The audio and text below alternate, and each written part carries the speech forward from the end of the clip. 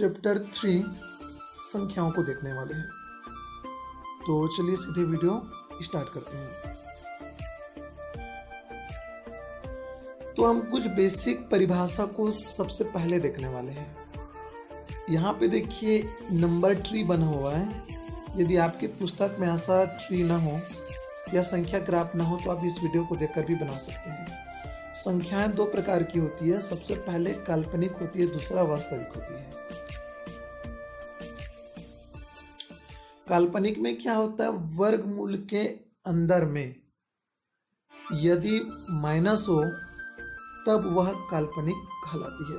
और जब हम आगे की क्लास में जाते हैं 12वीं 11वीं कॉलेज वगैरह में, तो इसके लिए सिंबल लेते हैं हम लोग आई का, इमेजिनरी नंबर के लिए।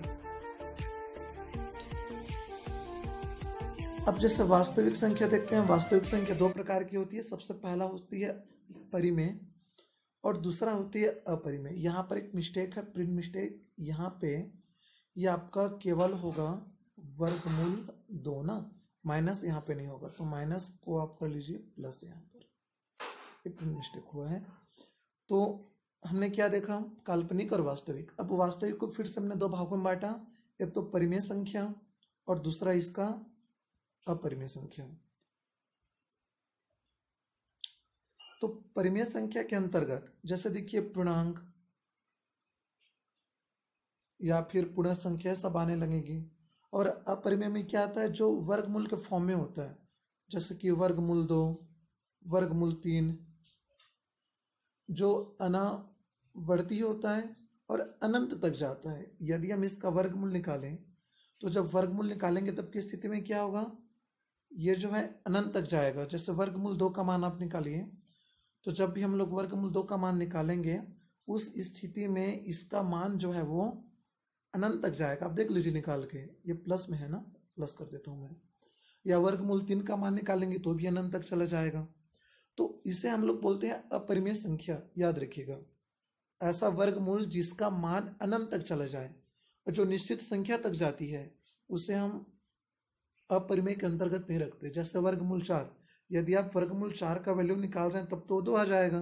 वर्गमूल 16 का मान निकालेंगे तो 4 आएगा, तो उसे हम लोग क्या बोलेंगे, परिमेय कहेंगे। चलिए कुछ अन्य फैक्ट पर बात करें तो परिमेय संख्याएं पूर्णांक भी होती है। अच्छा, परिमेय संख्या क्या होती है इस पर भी बात कर लेते हैं।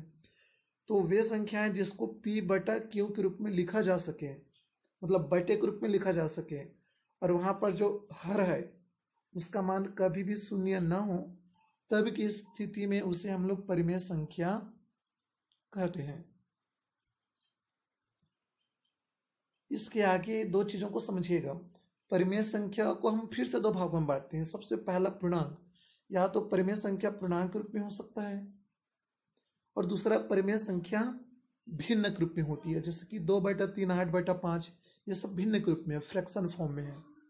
और हमने यहाँ पर पूर्णांक रूप में देखा, तो पूर्णांक भी जो है एक तो ऋणात्मक होती है, धनात्मक होती है और शून्य होती है। धनात्मक में बात करेंगे तो ये तो पूर्ण संख्या और प्राकृत संख्या दो भागों में बढ़ सकती है। जब शून्य को शामिल करते हैं तो पूर्ण संख्या कहलाती है, और शून्य को हटा देते हैं तो प्राकृत संख्या कहलाती है। शून्य को शामिल करें तो पूर्ण, शून्य हटाएं तो प्राकृतिक कहलाती है या प्राकृत कहलाती है। अब पूर्ण संख्या को फिर से दो भागों में बांट लेते हैं हम लोग, सम संख्या और विषम संख्या।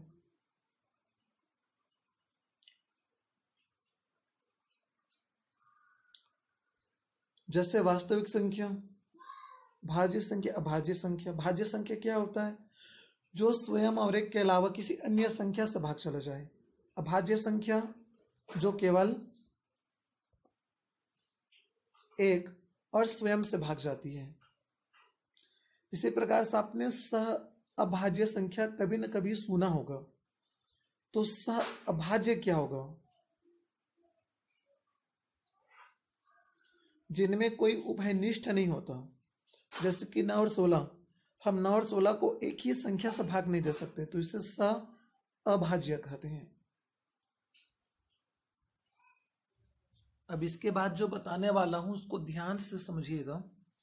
जब भी हम लोग अशांत आवृत्ति दशमलव लेते हैं, ध्यान दीजिएगा, आवृत्ति दशमलव लेते हैं, मतलब क्या है, जैसे मान लीजिए कि 2.33333 कंटिन्यू आ रहा है, तो इसे बोलते हैं आवृत्ति दशमलव।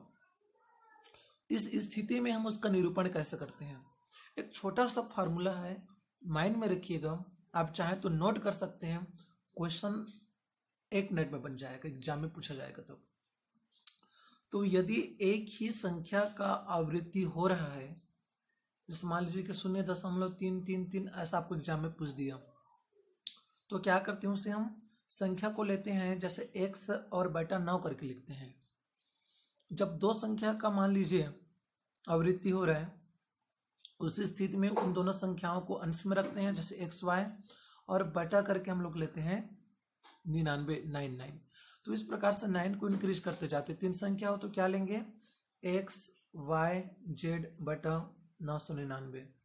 तो उस प्रकार से हम क्रम को आगे इंक्रीज करते जाते हैं। नेक्स्ट इफेक्ट पर बात करते हैं। जैसे यहाँ पे लिखा भी है, देख लीजिए, 3 अंक हो तो क्या लिखा है यहाँ पे, 3 अंक हो तो 999 का भाग देते हैं। अब दूसरा टॉपिक पर इसी में आइए। यदि अशांत आवृत्ति दशमलव संख्याएं 0.x y बार है या 0.x y z बार के रूप में हो, तब की स्थिति में क्या होगा? यहाँ पर x में बार नहीं है, मतलब x का आवृत्ति नहीं हो रहा है, केवल y का आवृत्ति हो रहा है। मान लीजिए कि जैसे फॉर एक एग्जांपल लेते हैं 0.3444, ये अनंत तक जा रहा है मान के चलिए, तो 3 तो यहाँ पे रिपीट हो नहीं रहे, 4 ही हो रहे हैं यहाँ पे रिपीट। तब की स्थिति में हम क्या करेंगे, तो ध्यान दीजिए, उस स्थिति में एक्स वाई माइनस एक्स, क्योंकि एक्स का आवृत्ति हो नहीं रहा था, बटा लेते हैं 90। अब जितना संख्या रहते जाएगा, मान लीजिए कि 3 संख्या है, तो फिर से यहाँ पे एक 0 इंक्लूड कर देंगे, तो 90 में 0 नहीं, 9 को इंक्लूड करेंगे, तो 90 में एक और 9 ले लेंगे, तो हो जाएगा 990। अब मान लो कि एक्स वाई बार जेड है, किसका किसका आवृत्ति हो रहा है यहाँ पे, केवल वाई का, और किसका आवृत्ति नहीं हो रहा है, एक्स और मान लीजिए कि जेड का।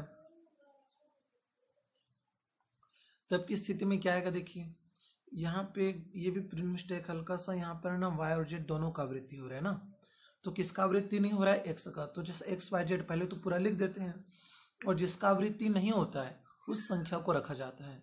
जैसे यहाँ पे वाई और जेड दोनों का आवृत्ति हो रहा था, किसका आवृत्ति नहीं हो रहा था, एक्स का, तो x y z minus x बटा 990 आ जाएगा।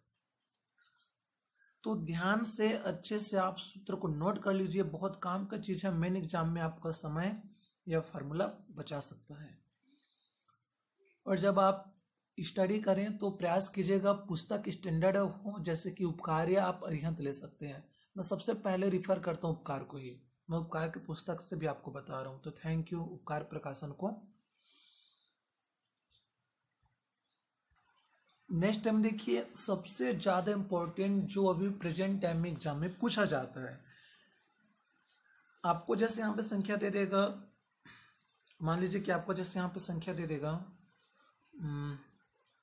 3 4 5 6, इसका घात दे दिया मान लीजिए कि 1 7 8, फॉर एग्जाम्पल ऐसा प्रश्न है, और इसमें कह देगा कि इकाई में कौन सा संख्या आएगा जब इसको हल करेंगे तब, तो हम तो ऐसा बनाने बैठे नहीं रहेंगे 10-15 मिनट के लिए। तो सिंपल सा ट्रिक होता है, जो इसका घात होगा उस घात को 4 से भाग दे दीजिए, भाग दे दिए, जो संख्या बचेगा वही उसका इकाई वाला वैल्यू आएगा जब वैल्यू को हल करेंगे तब। ठीक है, प्रश्न देखते हैं, ज्यादा समझ में आएगा। तो एग्जाम्पल फर्स्ट देखते हैं, देखिए ध्यान से एग्जाम्पल को। 2467 का पावर है 153 के मान में इकाई का अंक क्या होगा। बहुत इंपॉर्टेंट क्वेश्चन है, क्या निकालना इसमें, इकाई का अंक। तो चलिए देखिए, घात कितना 153, जब हम 153 को भाग दे देते हैं 4 से, तो कितना शेषफल बचेगा, देखिए 4 तिया 12, बच गया 3, 4 8 32, मतलब शेषफल बच गया इसका 1, तो 1 इसका आ गया शेषफल। देख लीजिए लिखा भी है, शेषफल 1 आ रहा है। जब 7 में, अब इसका इकाई का अंक कितना है, 7 है, जब हम 7 में घात 1 लेंगे तो 7 ही आएगा, मतलब इसका इकाई के अंक में कितना आएगा, 7 आएगा। बहुत ही सरल सा ट्रिक है कि कहीं भी आपको ऐसा ट्रिक या फार्मूला नहीं बताया गया होगा तरीका, तो ध्यान से देखिए, एक और क्वेश्चन हम लोग देख लेते हैं। चलिए, 729 का पावर है 59। अब 59 को हम क्या करेंगे, सबसे पहले 4 से भाग देंगे, शेषफल बच गया 3। जब हम 9 में 3 की घात लेंगे तो कितना आएगा, 9 में 3 की घात लीजिए, चलिए, तो ये आ जाएगा 729। तो इकाई अंक में कितना आ रहा है, 9 आ रहा है। तो देखिए कितना सिंपल सा ट्रिक है बनाने का। अब बहुत ही आसानी से ऐसे क्वेश्चन को कुछ भी पूछा जाए आप बना